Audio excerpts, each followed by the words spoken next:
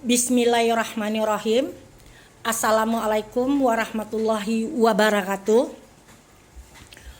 Puji dan syukur marilah kita panjatkan kehadirat Allah Subhanahu wa Ta'ala yang telah melimpahkan rahmat dan kesehatannya sehingga kita bisa melaksanakan kegiatan presentasi dalam mata kuliah pada kesempatan ini. Yang saya hormati Bapak Profesor Dr. Haji Gusril MPD, yang saya hormati Bapak Dr. Damrah MPD sebagai dosen pengampu dalam mata kuliah pedagogik olahraga.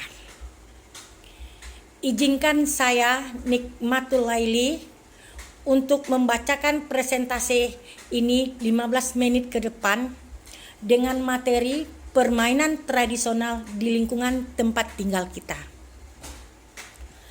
Sebelum kita membahas tentang permainan tradisional di lingkungan kita, terlebih dahulu marilah kita tinjau dulu atau kita definisikan dulu apa yang dimaksud dengan permainan tradisional. Permainan tradisional menurut para ahli salah satunya adalah Kurniati 2016.2 menjelaskan permainan tradisional merupakan suatu aktivitas yang tumbuh dan berkembang di daerah tertentu dan syarat dengan nilai-nilai budaya dan tata nilai kehidupan masyarakat dan diajarkan turun-temurun dari satu generasi ke generasi lain. Jelas di sini definisi yang kita bacakan tadi bahwa permainan tradisional itu adalah warisan yang dari tetesan warisan yang disampaikan turun-temurun. Itu bisa kita laksanakan, itu bisa kita lakukan baik itu di lingkungan tempat kita tinggal maupun di tempat kita mengajar, walaupun di lingkungan masyarakat. Baiklah, saya akan mencoba membagi permainan tradisional di Indonesia itu atau macam-macam permainan tradisional di Indonesia itu terbagi dua kelompok. Yang pertama, kelompok besar. Dalam kelompok besar itu ada macam-macam permainan tradisional. Yang pertama, permainan tradisional namanya bentengan, gobak sodor, ular naga, hantu buta, domikado, jamuran, dan lain-lain. Dan kemudian kategori yang kedua yaitu kelompok kecil. Di kelompok kecil ini permainan tradisional ini ada congklak, ada engklek, ada pati lele, lompat tali, petak umpet, cuplak-cuplak sueng, dan lain-lainnya.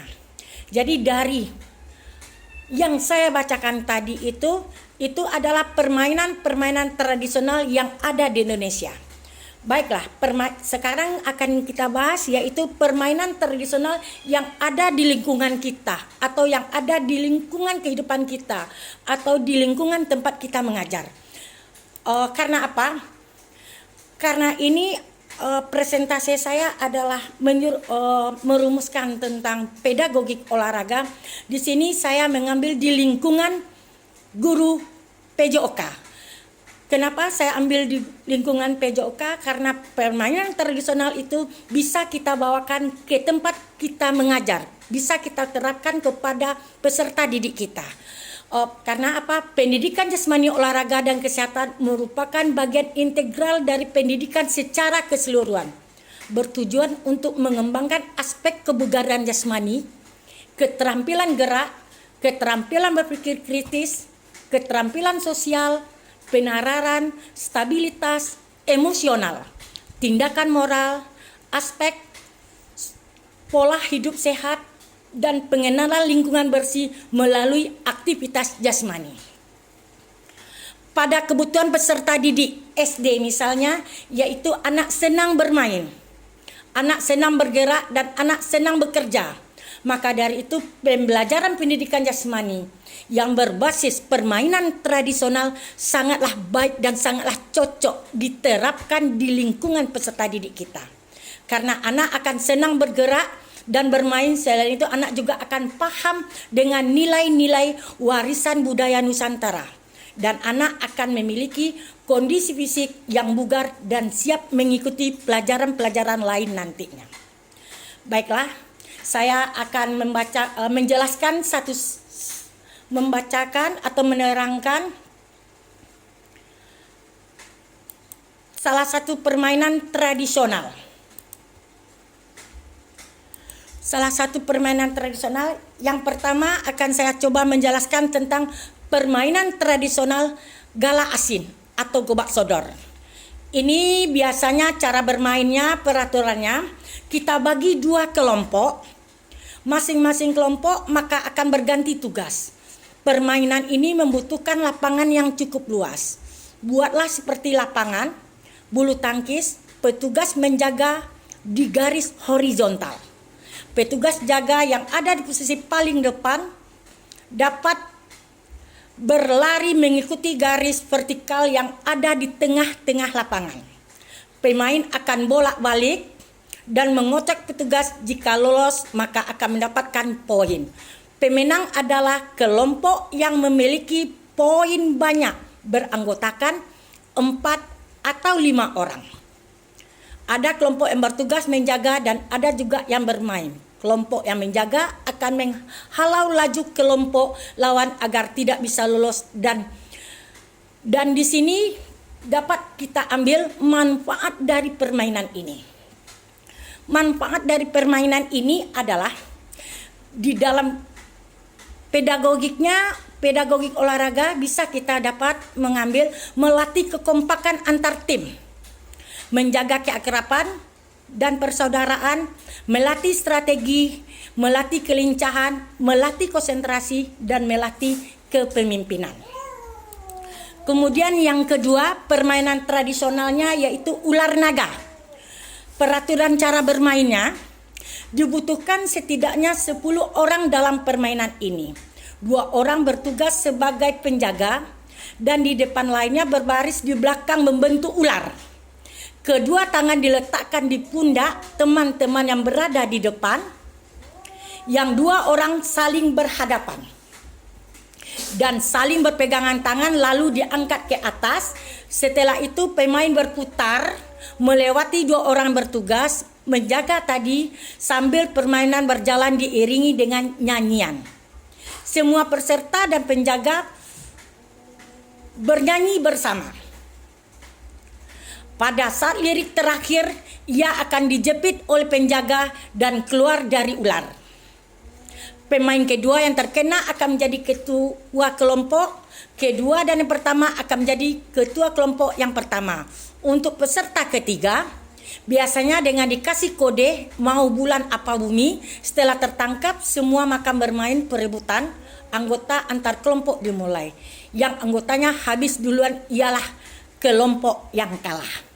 Dan di sini manfaat dari permainan ini sangatlah mengandalkan gerak tubuh yang lincah. Sehingga dengan memainkan permainan ini sama halnya dengan berolahraga untuk kesehatan tubuh anak. Selain itu, permainan ini dapat melatih anak bekerja sama dalam tim, menyusun strategi dan bersosialisasi dengan sesama teman.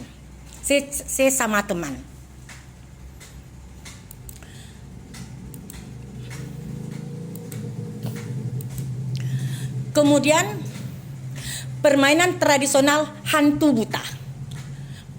Peraturan dan tata cara bermainnya sebagai berikut. Untuk cara bermain hantu buta ini, terlebih dahulu kita membuat lingkaran. Bagi anak yang keluar dari lingkaran disebut, maka ia didiskuasi jika bermain tertangkap oleh hantu, maka hantu itu akan menebak siapa nama yang tertangkap. Jika benar maka yang ditangkap akan menjadi hantu. Begitu seterusnya sampai pemain habis. Manfaat dari permainan ini dapat kita ambil di dalam permainan hantu buta ini sangat baik untuk psikologis anak. Permainan hantu buta dimainkan dengan mata tertutup. Hal ini sangat menarik bagi anak. Kemudian permainan yang keempat yaitu permainan tradisional domikado. Peraturan dan cara bermainnya, Cara bermainnya sangatlah gampang. Pertama kita buat lingkaran, kemudian kedua tangan kita letakkan di atas paha teman kita yang berada di samping. Kemudian teman di samping itu akan menepukkan tangannya ke tanganmu sambil menyanyikan lagu Do Mi Kado. Akan ada orang yang terkena hukuman jika tepukan tangan tadi kena kita pas di akhir nyanyian Do Mi Kado, Do Mi Kado. Manfaat dari permainan Do Mi Kado ini adalah anak untuk konsentrasi keakraban, kebersamaan di antara anak. Do Mi Kado dilakukan dengan sekumpulan anak yang membuat lingkaran dan tangannya saling menyambung. Kemudian kita masuk ke yang permainan tradisional yang kelima, yaitu permainan tradisional lompat tali. Peraturan dan cara bermainnya, permainan dimainkan oleh 3 atau lebih dari 2 orang sebagai pemegang tali dan yang lainnya bertugas melompat karet. Ketinggian karet dimulai dari mata kaki hingga mencapai kepala, bahkan tangan yang diacungkan ke atas. Ketinggian hingga bagian dada mengharuskan peserta melompat tanpa mengenai karet atau tali. Jika bermain mengenai karet atau terjerat karet, maka pemain gugur dan bergantian dengan si pemegang karet.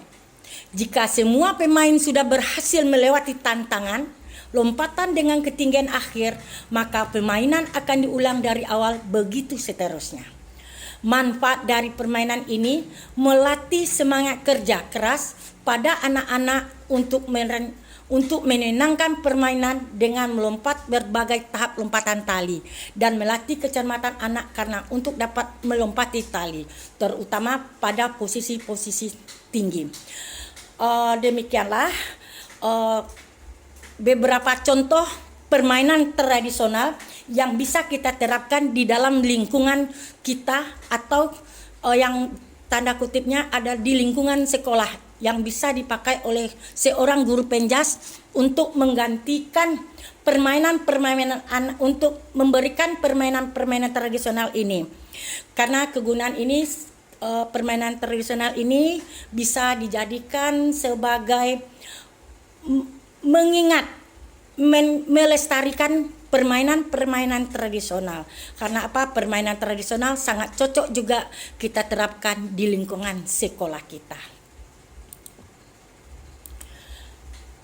Demikianlah isi presentasi saya kali ini. Semoga apa yang saya sampaikan dapat bermanfaat bagi kita semua. Jika ada kekurangan tolong dimaafkan karena kesempurnaan benar-benar hanya milik Allah Subhanahu wa taala. Assalamualaikum warahmatullahi wabarakatuh.